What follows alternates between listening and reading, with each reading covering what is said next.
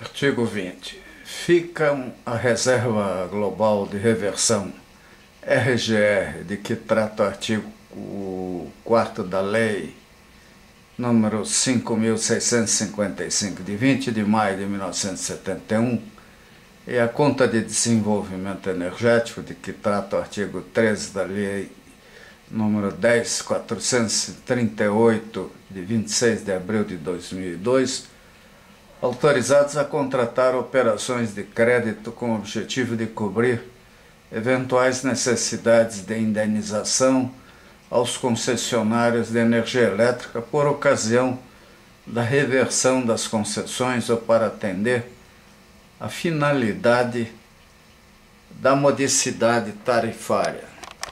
Então aí vem essas fantasias brasileiras, né?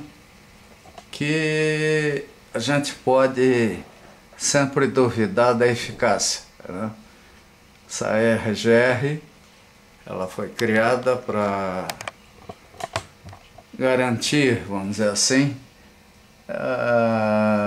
projetos de universalização do serviço de energia elétrica e no programa de conservação de energia elétrica Procel. Por meio do Procel, a RGR é utilizada no Reluz, e aí vai a coleção de programas, né, que embaralham tudo, misturam tudo e acabam não tendo a transparência que nós gostaríamos de ver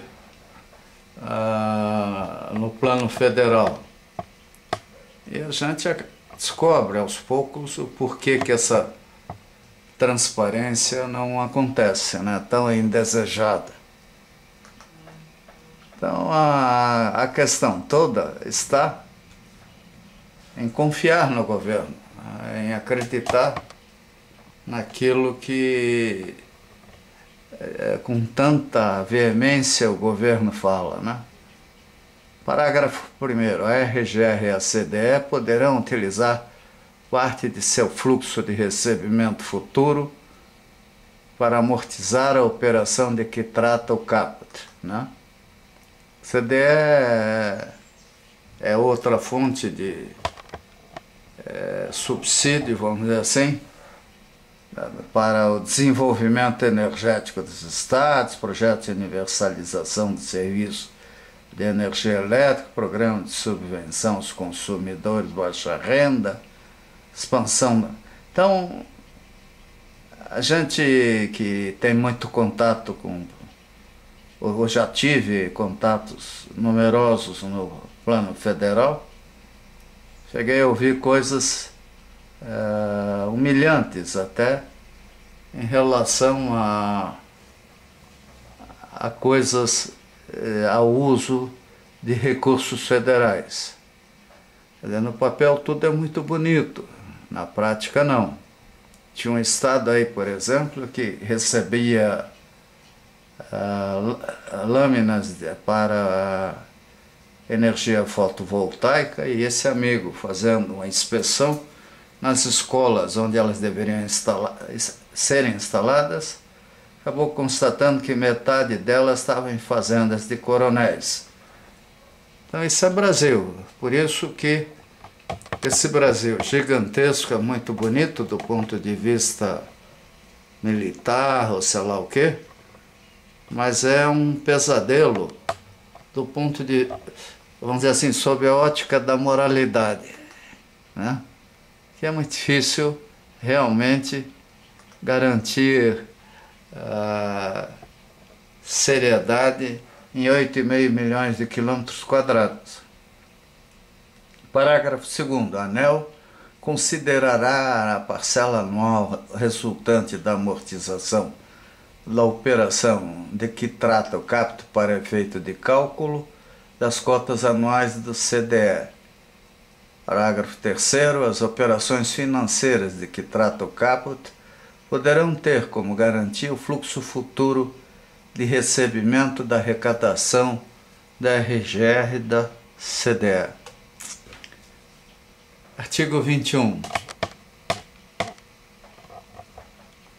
ficam desobrigados a partir de 1º de janeiro de 2013 do recolhimento da cota anual da RGR. Primeiro, as concessionárias e permissionárias de serviço público de distribuição de energia elétrica. As concessionárias de serviço público de transmissão de energia elétrica licitadas a partir da publicação desta medida provisória. E as concessionárias de serviço público de geração de energia elétrica prorrogadas ou licitadas nos termos desta medida provisória. Então, essa é uma forma de reduzir tarifas, de reduzir custos. Se é bom ou má, nós veremos ao longo do tempo. Artigo 22. Os recursos da RGR poderão ser transferidos à CDE. Artigo 23. A Lei nº 10.438, de 26 de abril de 2002, passa a vigorar com as seguintes alterações. Artigo 13. Fica criada a Conta de Desenvolvimento Energético, visando o desenvolvimento energético dos Estados, além dos seguintes objetivos. 1. Promover a universalização do serviço de energia elétrica em todo o território nacional. Ficaria muito melhor se, em vez de dizer energia elétrica, dissesse simplesmente energia. Até porque é a forma de aproveitamento da energia que não precisariam passar por essa etapa de conversão para eletricidade. 2. Garantir recursos para o atendimento da subvenção econômica destinada à modicidade da tarifa de fornecimento de energia elétrica aos consumidores finais integrantes da subclasse residencial baixa renda. Então aí tem um problema que é a qualificação, classificação, é a demagogia, é clientelismo. Quer dizer, é importante, mas ao mesmo tempo estimula o pessoal a se manter qualificada nessa condição. 3. Prover recursos para dispêndios da conta de consumo de combustíveis. Que é outra maneira errada até de estimular o consumo de energia. Quando a gente paga o que custa, a gente aprende a usar.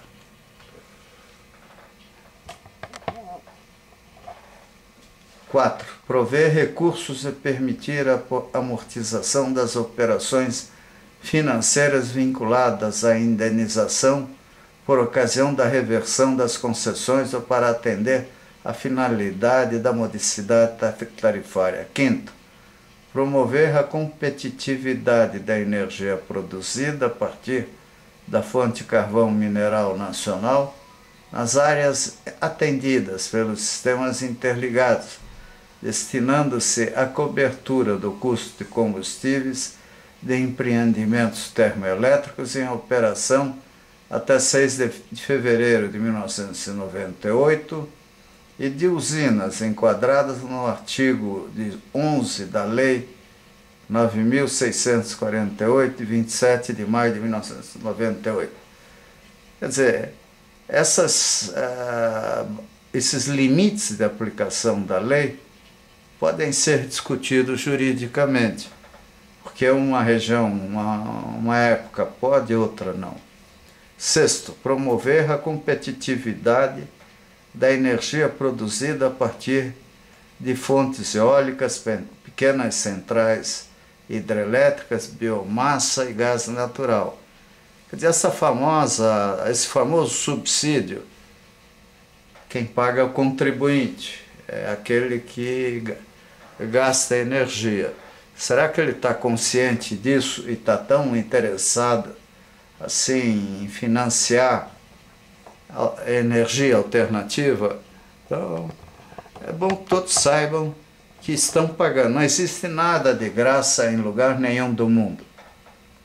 Parágrafo 1º. Os recursos do CDE serão provenientes das cotas anuais pagas por todos os agentes que comercializem energia com o consumidor final, mediante encargo tarifário incluído nas tarifas de uso dos sistemas de transmissão ou de distribuição, dos pagamentos anuais realizados a título de uso de bem público, das multas aplicadas pela ANEEL a concessionárias, permissionárias e autorizadas e dos créditos da União de que trata os artigos 17 e 18 da medida provisória 579 de 11 de setembro de 2012.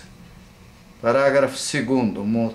O montante a ser arrecadado em cotas anuais da CDE, calculadas pela ANEEL, corresponderá à diferença entre as necessidades de recurso e a arrecadação proporcionada pelas demais fontes de que trata o primeiro parágrafo.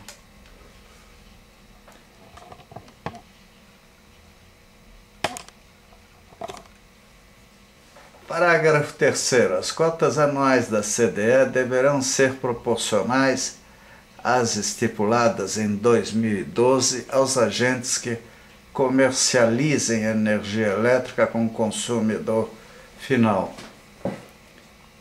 Parágrafo 4º. O repasse da CDE a que se refere o inciso 5º do caput observará o limite de até 100% do valor do combustível do seu correspondente produtor, incluído o valor do combustível secundário necessário para assegurar a operação da usina, mantida a obrigatoriedade de compra mínima de combustível estipulada nos contratos vigentes na data de publicação desta lei, a partir de 1º de janeiro de 2004, destinada às usinas termoelétricas a carvão mineral nacional, desde que estas participem da otimização dos sistemas elétricos interligados, compensando-se os valores a serem recebidos a título da sistemática de rateio de ônus e vantagens para as usinas termoelétricas de que tratam os parágrafos 1º e 2º, artigo 11, da Lei 9.648 de 1998, podendo a ANEEL ajustar o percentual do reembolso ao gerador, segundo critérios que considerem sua rentabilidade competitiva e preserve o atual nível de produção da indústria produtora do combustível. Tudo isso é muito bonito, mas merece sempre uma vigilância, vamos dizer, cívica forte, porque é uma liberdade que se dá muito grande a um órgão público para gastar o nosso dinheiro. Parágrafo 5º. A CDE será regulamentada pelo Poder Executivo e movimentada pela Eletrobras. Parágrafo 6º. Os recursos da CDE poderão ser transferidos à Reserva Global de Reversão e à conta de consumo de combustíveis para atender às finalidades dos incisos 3 e 4 do caput. Parágrafo 7º. Os dispêndios para as finalidades de que trata o inciso 5º do caput serão custeados pela CDE até 2007. Parágrafo 10º. A nenhuma das fontes eólica, biomassa, pequenas centrais hidrelétricas, gás natural e carvão mineral nacional poderão ser destinadas anualmente recursos cujo valor ultrapasse a 30% do recolhimento anual da CDE, condicionando-se o enquadramento de projetos e contratos à prévia verificação, junto à Eletrobras, de disponibilidade de recursos. Bom, há um limite, né? Artigo 24. Fica extinto o